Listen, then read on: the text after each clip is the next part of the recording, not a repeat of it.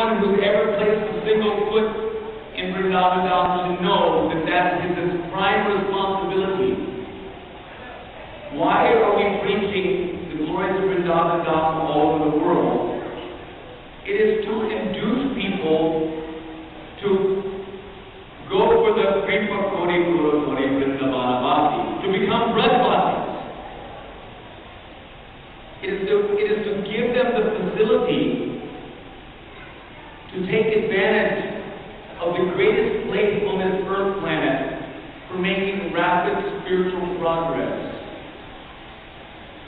Did you know that chanting the holy name, I just read in Hari Bhakti Vilas today, that chanting the holy name in Vrindavan Dham is equivalent to chanting, even chanting, say like you chant one round of Nam Japa in Vrindavan, that is equivalent to chanting 1 billion rounds in Delhi.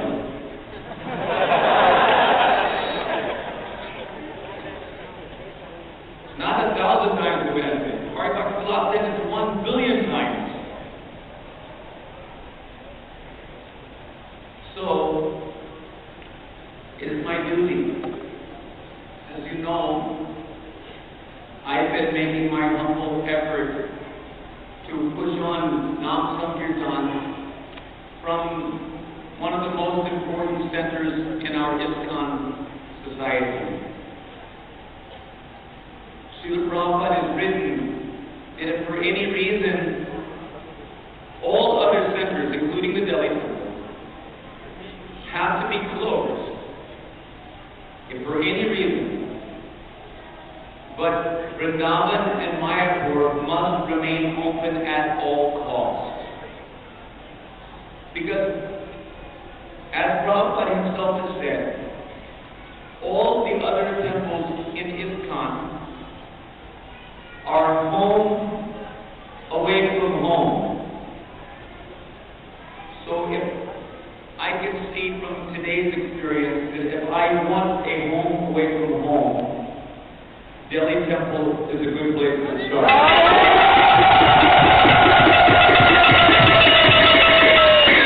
However, Srila Prabhupada further elaborated. He said that all temples in ISKCON are home away from home, but Vrindavan is actually home.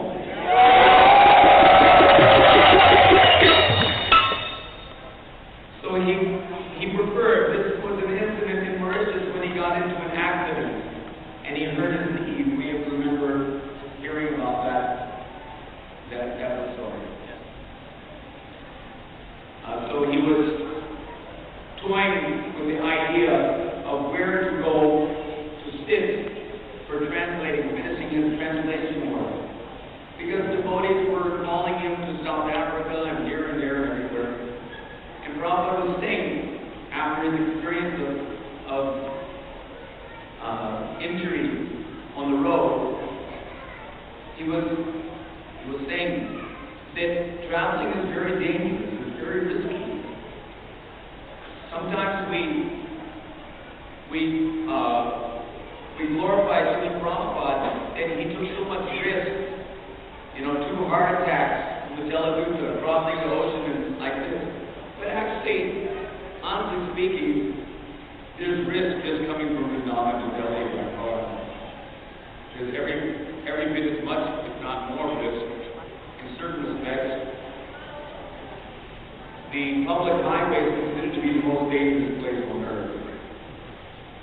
So, anyway, we should remember, this is Bhagavad Gita. We should remember 2 things. Kali Kali Namaru Krishna Avatar. Kali Kali Namaru Krishna Avatar.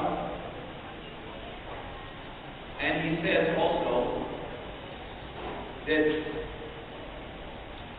Krishna Shakti meaning nahi paratapar.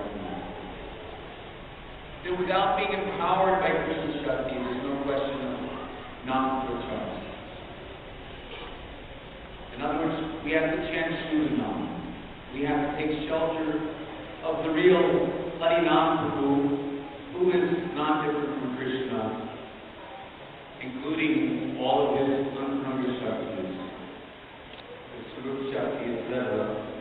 Because it's that Antaranga, Swarup Shakti, spiritual Shakti, Bhakti Shakti, which ignites the dormant prema that is there in the wood of our heart.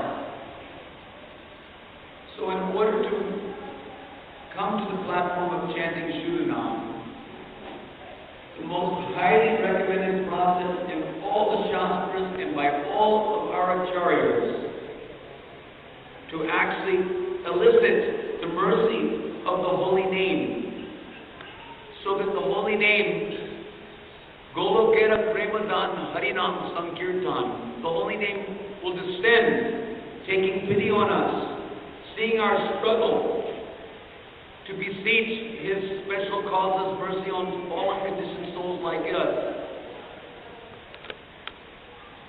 so that He takes pity on us and descends from Golok Dham into our hearts and dances on our tongue. It's one thing for someone to snick Ram Ram on his Japamala quietly somewhere, but you should know beyond any shred of doubt that the process of Nam Sankirtan is a louder voice for calling out for Krishna's mercy. The process of Nam Sankirtan is the most viable process for attaining Krishna Prema in this Kali Yuga. It's the most viable process. It's the most universal process, applicable to every living entity, primarily those who have taken the human form of life, but even those who don't even have ears, like snakes or stones or trees. They can be elevated to the spiritual world simply by hearing one recitation of Shuddhanam from the lips of a Shuddha Bhakta. So how important it is for us to come to the platform of chanting Shuddhanam. Kali Kali Nam Rupe Krishna Avatar. Who is the Krishna Avatar? The most important Krishna Avatar in Kali Yuga is Sri Harinam, Shuddhanam. That is not different from Krishna. So, we should know that in Bhagavad Gita, where Krishna says, Daivi Yesha Gunamayi Mama Maya Duratyaya. What is it? Huh? That's what you think. I say, Nam Evaye Prapadyante. Who is that mom in Kali Yuga, if it is not Harinam?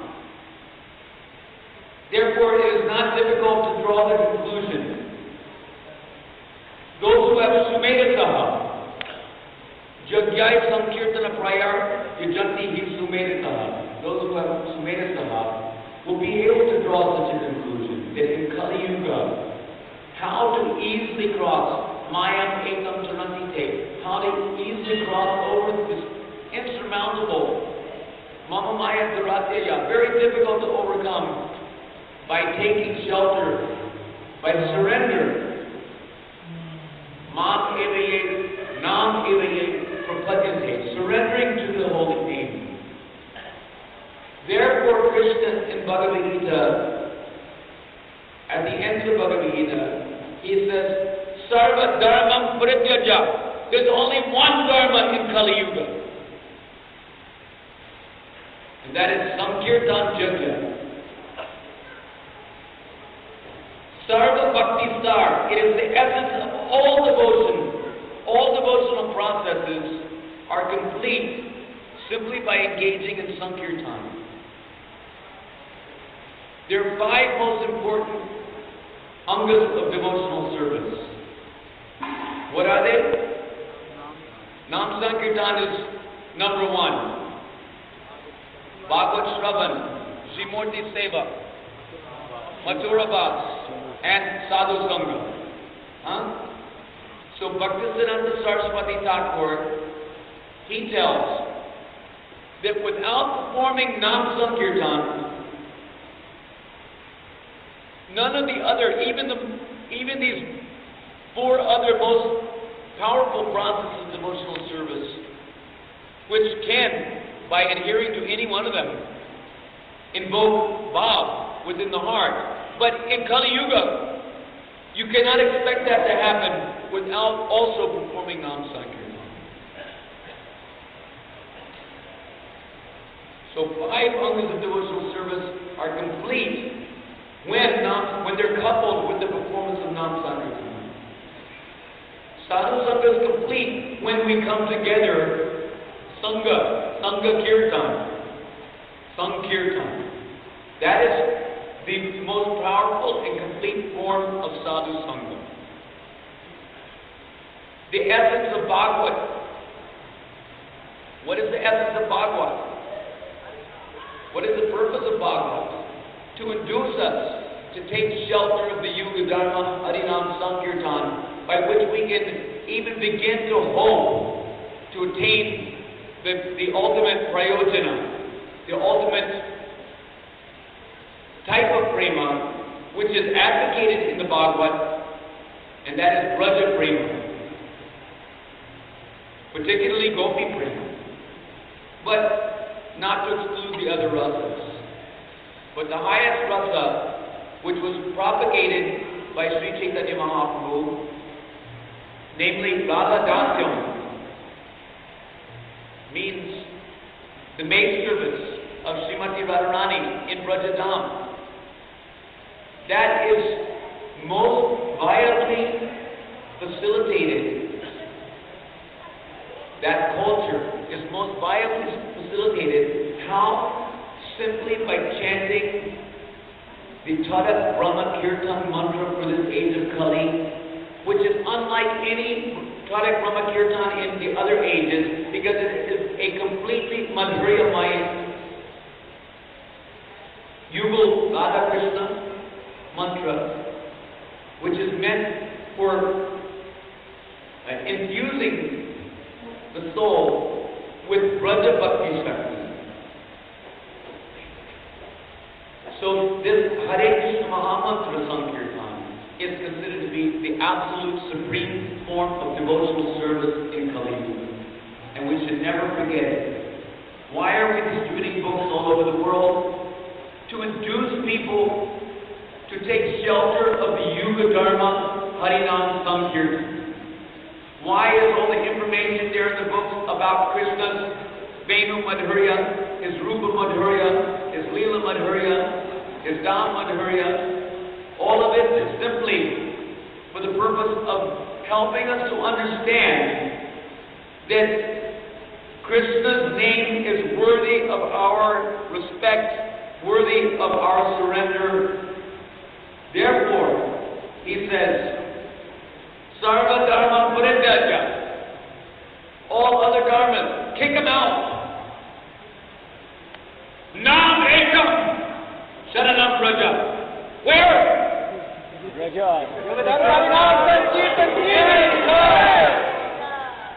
Braja. That's where. Now, home away from home is very good. But as much as possible, as often as possible, this is my invitation to you. Remember? As much as possible, please, don't deprecate the principle of coming and at least for a few hours in a week or however often you can, take shelter of Vrindavan Dham, because when you chant the holy name in Vrindavan, you get the benefit of chanting 1 billion names with every name you chant. That is the fast track back from Godhead. If you want to to go back to Godhead in this lifetime, then you should take advantage of this most powerful facility offered to humanity by Krishna and his purest devotees, Sri Vrindavan Dham, for making the progress that you need to make to get Krishna Prema, so that you merit entering into the Gopal Leelas of Krishna for the further training, so that you can onward to go over. So it's absolutely necessary. You're so close to Vrindavan. I don't ever want to leave Vrindavan. And practically speaking, I never do. So you should also never leave Vrindavan.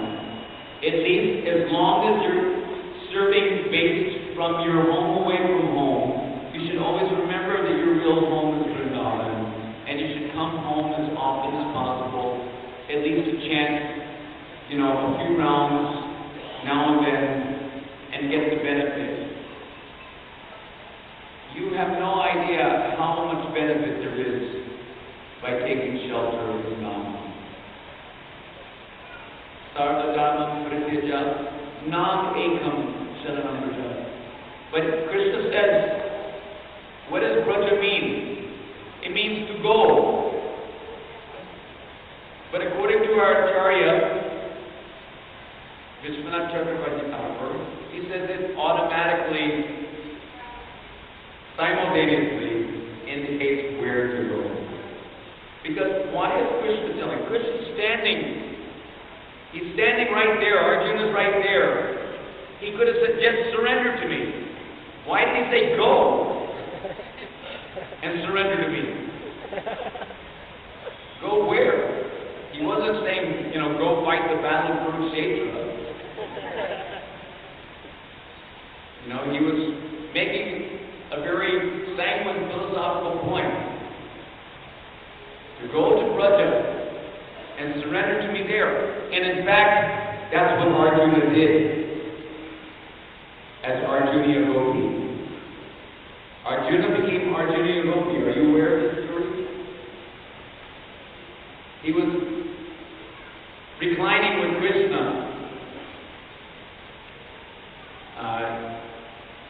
in Hastinapur, wherever that is.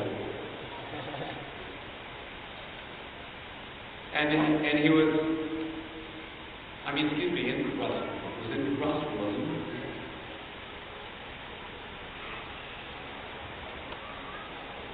And then he was asking Krishna, he said, what is this I heard about? You had this, your childhood pastime, and there was dancing and gopis, and then Krishna says, Arjuna, you don't want to hear about these things. We're warriors. These things, yes, those were my people. That was my place. But that was then, So then Arjuna became very disturbed, and he fell unconscious on the ground because he was fearing that Krishna wouldn't share that with him. So then Krishna picked him up and embraced him to his heart and told him that, Arjuna, you're so dear to me. After reviving him, he told him, Arjuna, you're so dear to me that I'm not only going to tell you about it, and I'm not only going to show you, but I'm also going to give you the experience. So then he instructed Arjuna to worship Goddess Katyayani. And then Katyayani told her maidservants to take Arjuna to, I forget the name of the Sarovara, it was one lake, and had him take bath in the western shore of the lake. And then the voice from the sky tells to be careful not to drown, but somehow or other he reappeared, he resurfaced on the western bank. I mean, the eastern bank, whichever. And when he came out of the water, he was no longer a he. He was no longer Arjuna. He was Arjunia. Arjunia Gopi. So then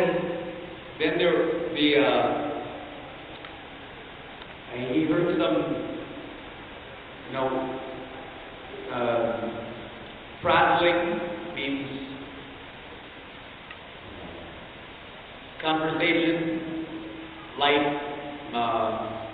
jovial conversation, coming along with the sound of ankle bells, coming down the footpath. And who does he see?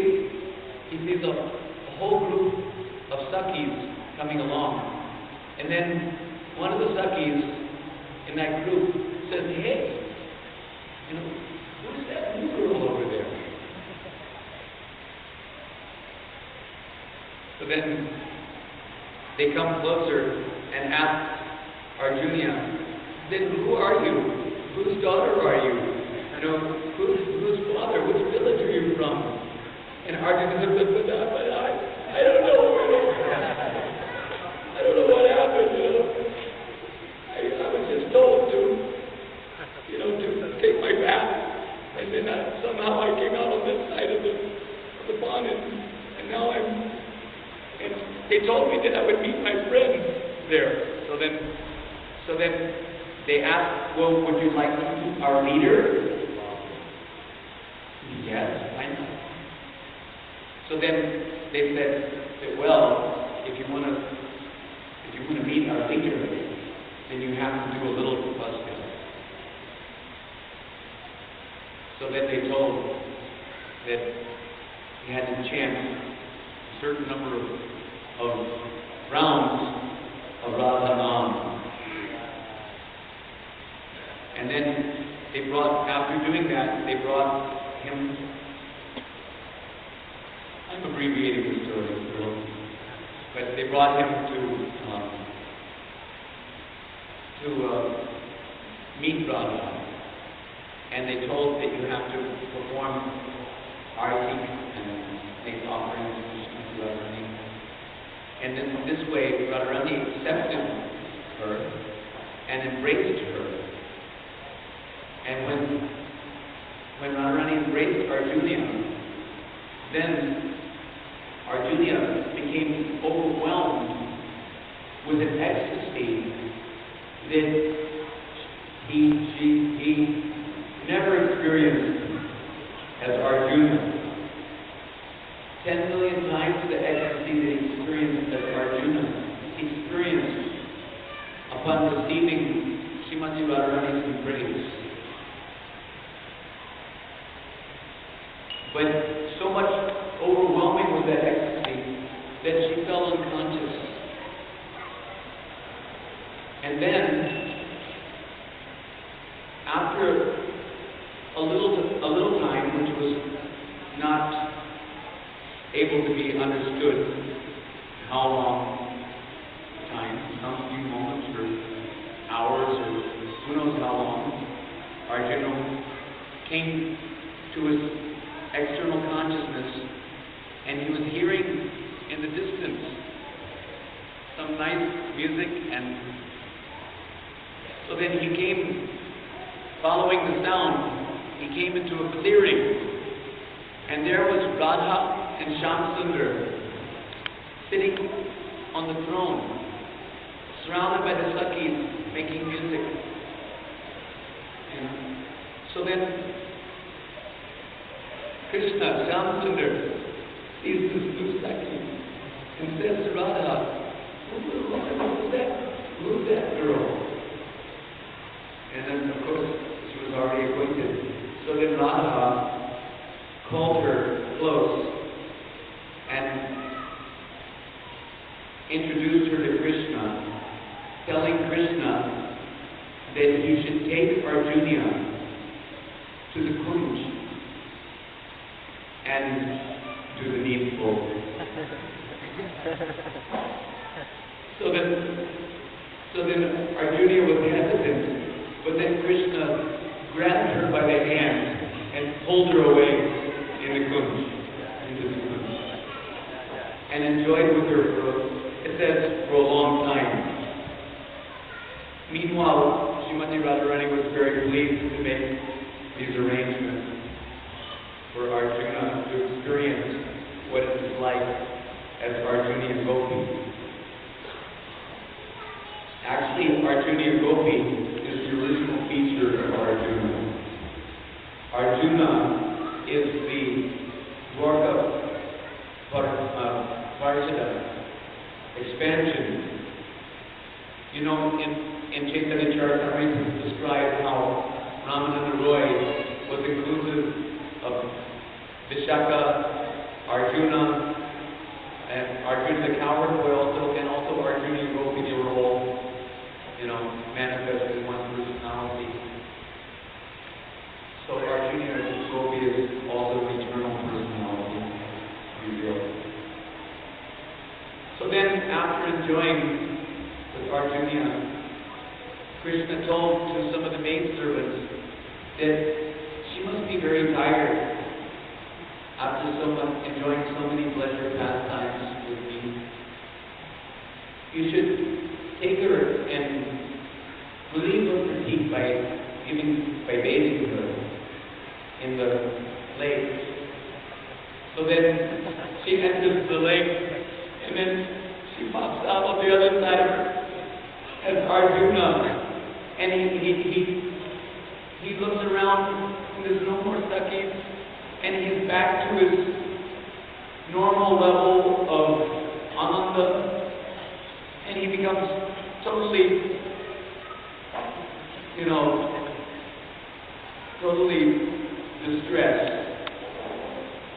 and collapses on the ground.